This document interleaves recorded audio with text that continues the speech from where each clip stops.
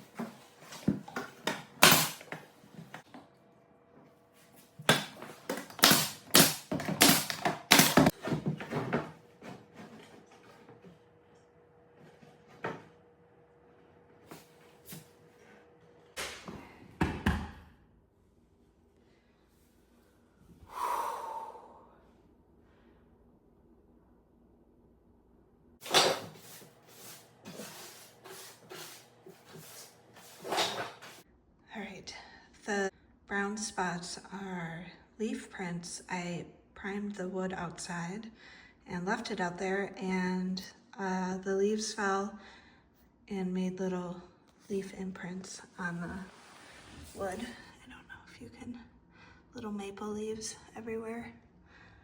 It's not a big deal, it's just kind of like dirt, so I can wipe that off with a little soapy water. I finally got the trim done in this room.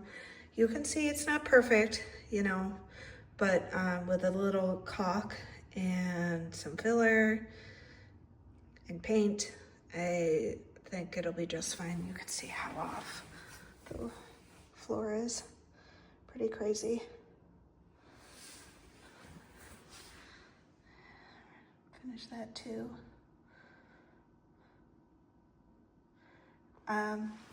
And then I leave the edges at a 45-degree angle so that I can go around the corner when this drywall is done and start in Emma's room.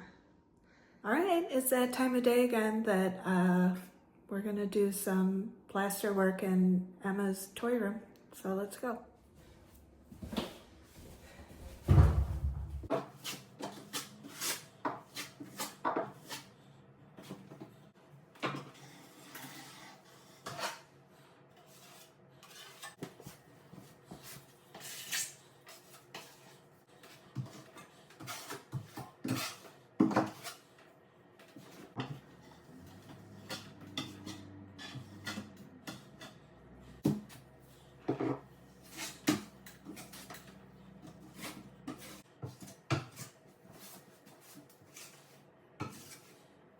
It's time to go get Emma, so what I did is I just turned off the camera and did a quick and dirty on that corner.